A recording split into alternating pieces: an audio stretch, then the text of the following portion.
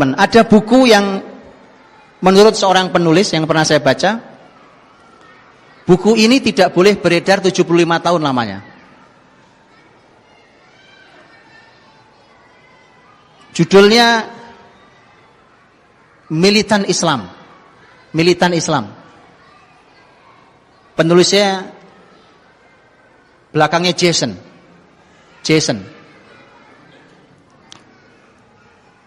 Ada bukunya, ada. Kalau antum yang bisa bahasa Inggris baca bahasa Inggrisnya, yang bisa bahasa Arab ada terjemahannya. Setahu saya terjemahannya Al-Islam Ats-Tsauri. Terjemahannya. Tentang militan Islam ini, menurut seorang penulis yang pernah saya baca dari, kalau nggak salah penulis dari Emirat atau dari mana, nulis tentang bahwa buku ini 75 tahun tidak boleh dikeluarkan.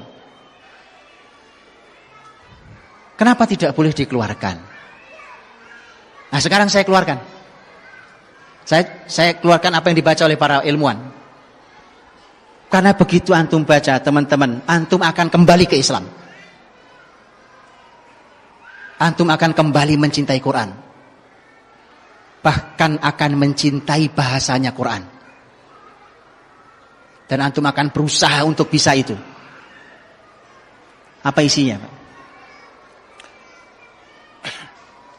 Di masa Turki Utsmani, sebelum Eropa keluar menjajah, Inggris dan Prancis melakukan penelitian. Penelitiannya diambil dari mulai Samudra Atlantik sampai Samudra Hindia. Mungkin gak nyampe Indonesia, Bang Min. Untuk mereka tahu sebenarnya apa kunci kekuatan muslimin itu. Kenapa orangnya hebat-hebat, cerdas-cerdas, kuat-kuat, kokoh-kokoh. Itu dia pengen tahu. Diteliti oleh Inggris dan Prancis, Pak. Hasilnya luar biasa, Pak. Lihat hasilnya. Di salah satunya, sebagiannya. Ternyata karena pola pendidikan dari kecil. Karena ternyata dalam sistem kekhilafan Turki Utsmani, Islam itu,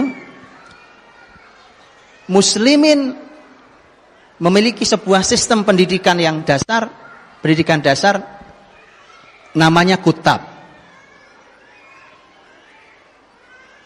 Kutab itu anak-anak diajari yang paling dasar tentang Quran. Diajarkanlah Quran, terus bertahap dari mulai mereka membaca sampai hafal, sampai mulai paham isinya.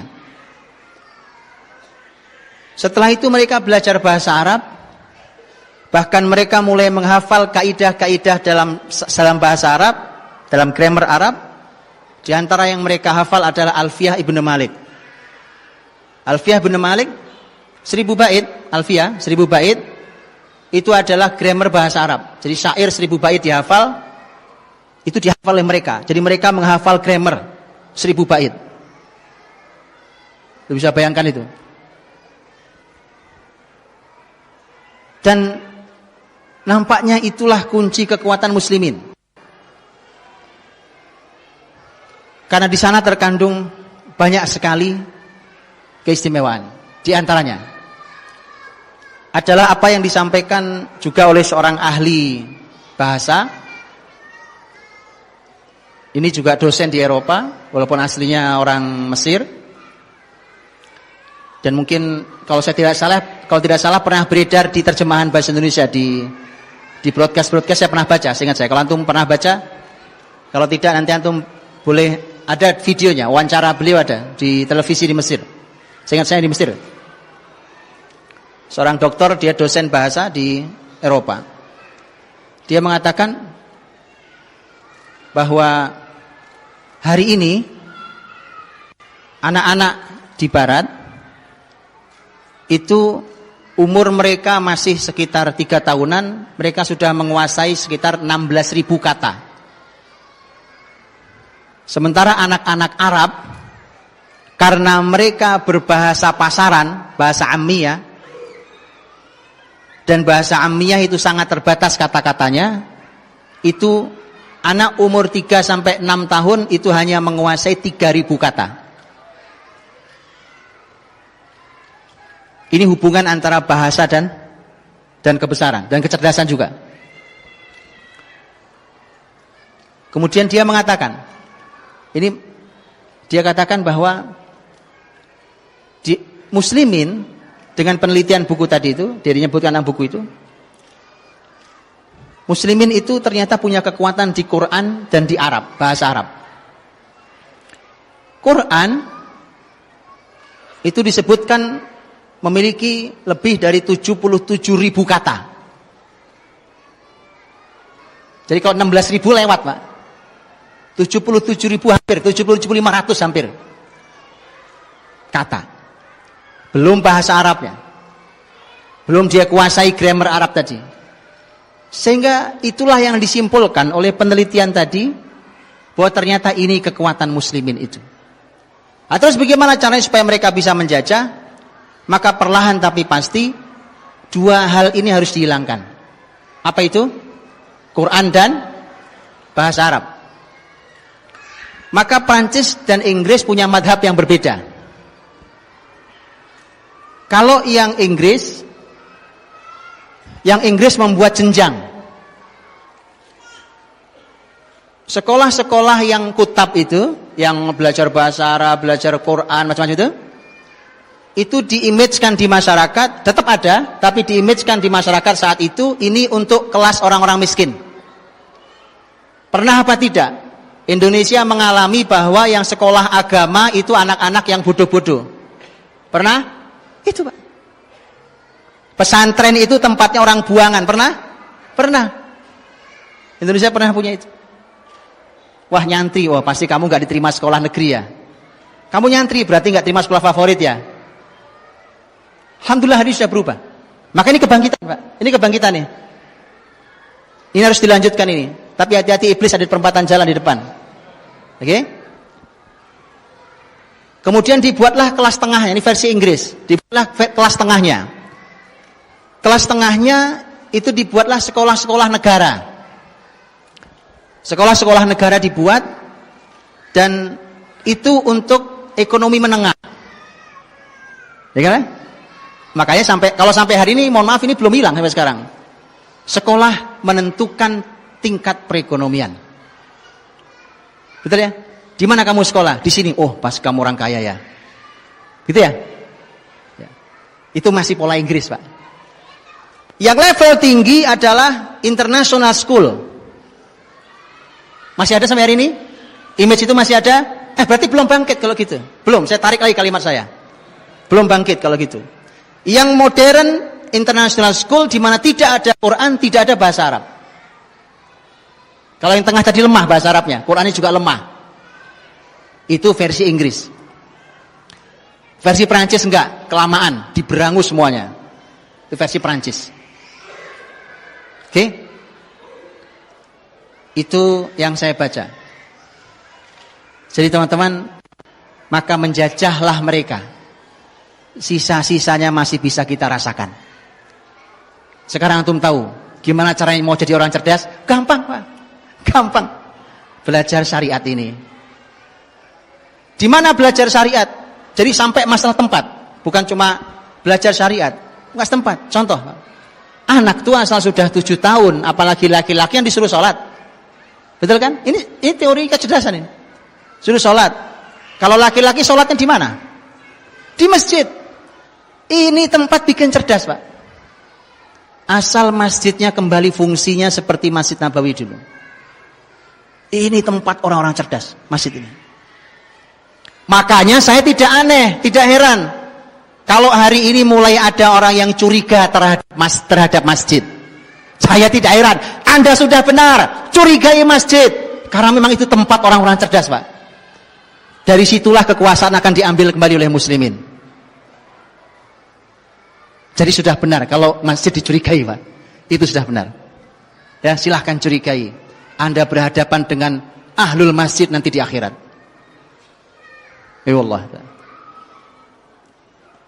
Oke, mudah-mudahan taubat. Kalau enggak taubat, saya enggak berani ngomong, Pak.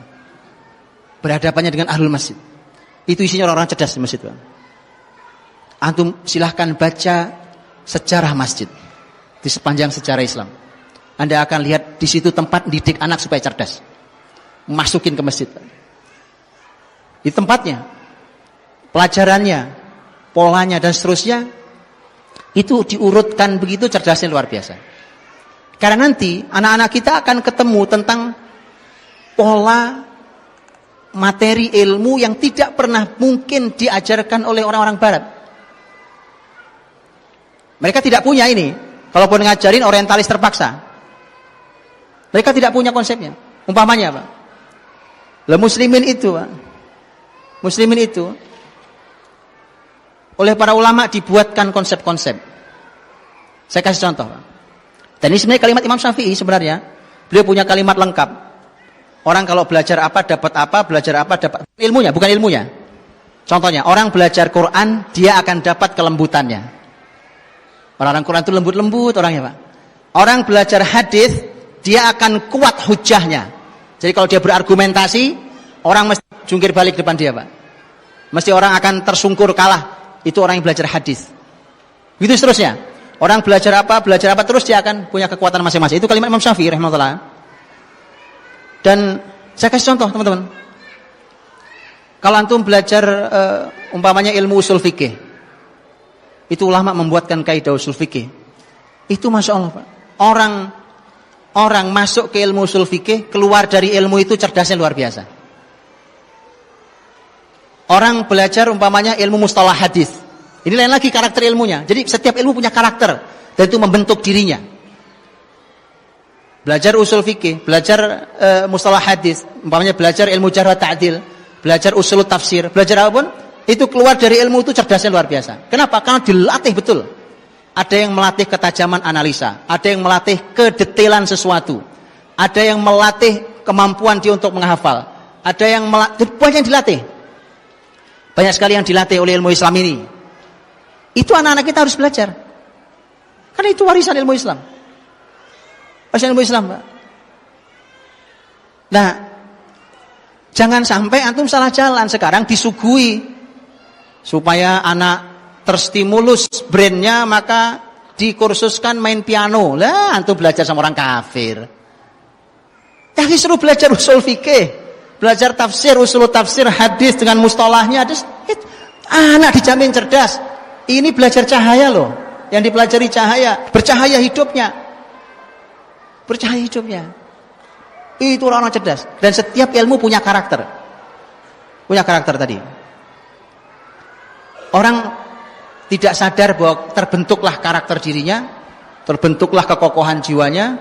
Dan ini tadi contohkan sangat banyak oleh Ustaz Herfi. Tentang bagaimana orang dalam sejarah Islam itu memiliki kemampuan yang luar biasa di berbagai ilmu itu karena mereka belajar berbagai macam ilmu itu. Dan itu bagian dari yang harus dipelajari oleh muslimin, tentu di levelnya masing-masing. Levelnya yang jadi ulama dengan yang tidak jadi ulama, levelnya beda, kedalamannya, tapi belajar. Gitu ya? Belajar. Antum tahu.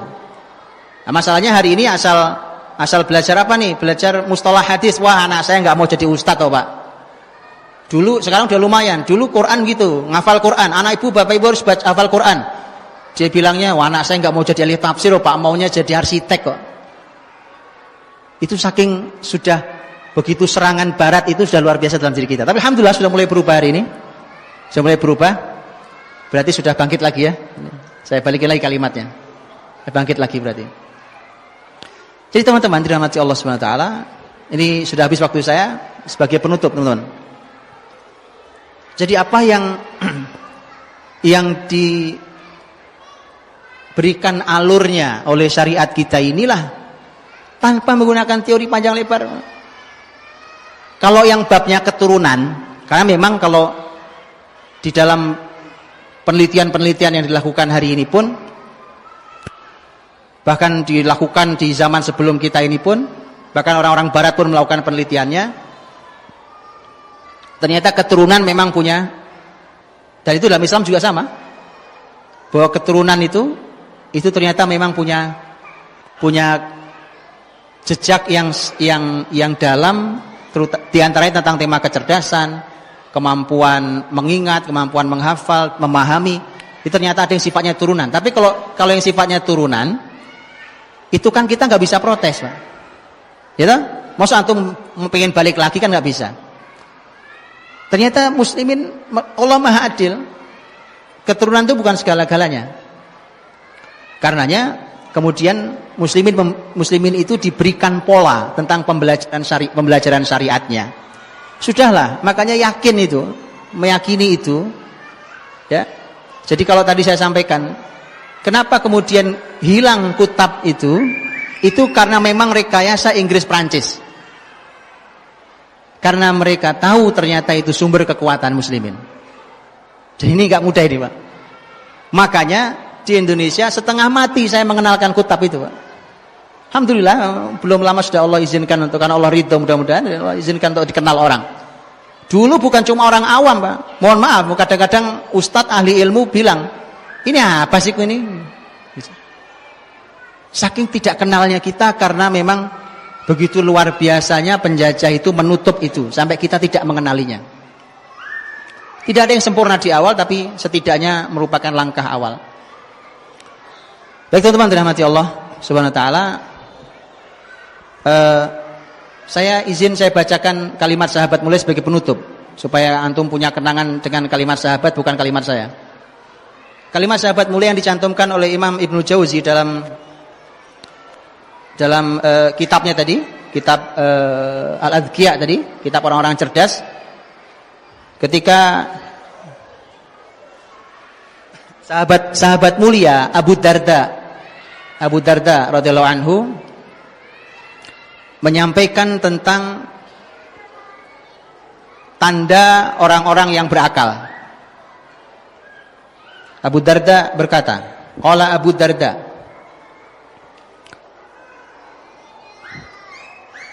jadi Abu Darda berkata,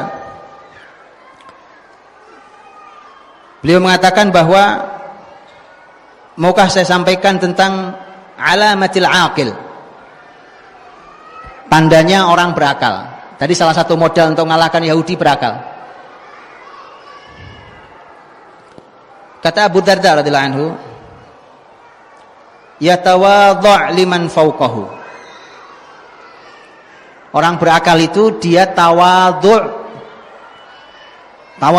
merendahkan hatinya di hadapan orang yang ada di atasnya. Apanya? Apa saja? Mungkin ilmunya, mungkin usianya, mungkin pengalamannya, gitu ya. Tawadhu'. Satu. Yang kedua, wala yazdari man dunahu. Tidak meremehkan yang ada di bawahnya. Yang lebih kecil, ilmunya lebih sedikit, itu tidak diremehkan. Tidak diremehkan, tidak dijatuhkan, tidak. Itu orang berakal.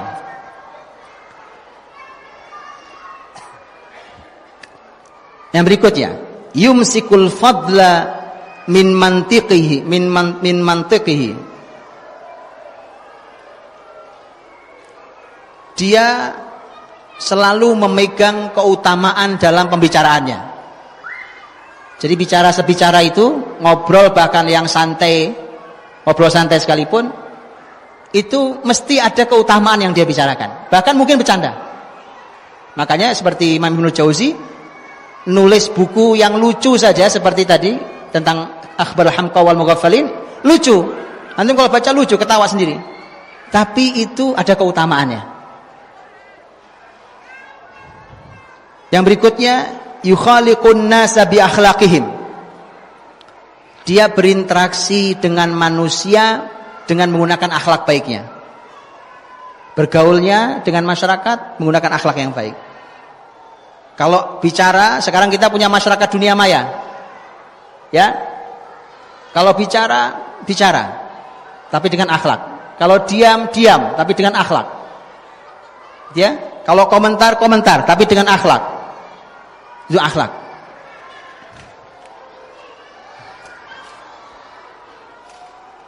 Wa yahtazizul imana fima bainahu wa baina rabbih azza wa jalla. Dan dia memastikan ada iman antara dia dan Rabb-nya Allah Subhanahu wa taala. Jadi dia memastikan hidupnya selalu ada iman dalam segala aktivitasnya. Fahuwa yamshi fid dunya bid taqiyyati wal kitman. Dia berjalan di dunia ini dengan ketakwaannya tapi tersembunyi. Takwaan tapi tersembunyi. Ini saya sering sampaikan teman-teman ya, bahwa hari ini tuh kita kok nggak punya sesuatu yang disembunyikan gitu loh. Padahal menyembunyikan sesuatu itu pada hal yang benar itu ajaran Nabi loh. Itu ajaran Nabi loh dan ajaran sahabat loh. Kita semua sekarang diupdate statusnya. Makan mie goreng diupdate statusnya, lagi nangis diupdate statusnya, lagi gelisah diupdate. Saya sudah sering sampaikan, mohon berhenti. Saya sudah bilang berhenti. Saya sudah sering bilang itu. Kan itu kaidah orang-orang cerdas. Ya, baik, itu kalimatnya sahabat mulia Abu Darda radhiyallahu anhu tentang tanda orang-orang cerdas. Nanti riwayat di bawahnya PR buat antum baca bukunya, karena di bawahnya ada riwayatnya Wahab bin Munabbih yang menyampaikan kalimatnya Luqman. Luqman itu sudah sampai pada level Al-Hakim. Allah berikan hikmah. Walaqad ataina Luqmanal hikmah. Kalau hikmah itu teman-teman itu lebih tinggi dari ilmu. Karena kalau ilmu yang Allah berikan sedikit, wa ma utitum minal ilmi illa qalila, yang diberikan pada kalian dari ilmu itu cuma sedikit, kata Allah. Tapi kalau diberikan hikmah, Allah menyampaikan, wa may yu'tal hikmata faqad utiya khairan katsira. Siapa yang diberi hikmah sungguh telah diberikan kebaikan yang banyak. Jadi ada PR lagi nanti. Begitu jadi ilmuwan harus menjadi ahli hikmah. Gimana caranya perlu dikaji lagi. Luqmanul Hakim itu sudah sampai level hikmah. Beliau nanti menyampaikan di poinnya. Beliau menyampaikan bahwa menasihati anaknya, ya bunayya may yatimmu aqlu mri'in hatta yakuna fihi 10 khisal. Wahai anakku, seseorang tidak akan sampai sempurna akalnya sampai dia punya 10 sifat. 10 sifat antum baca sendiri di bukunya. Saya kira itu. Assalamualaikum warahmatullahi wabarakatuh.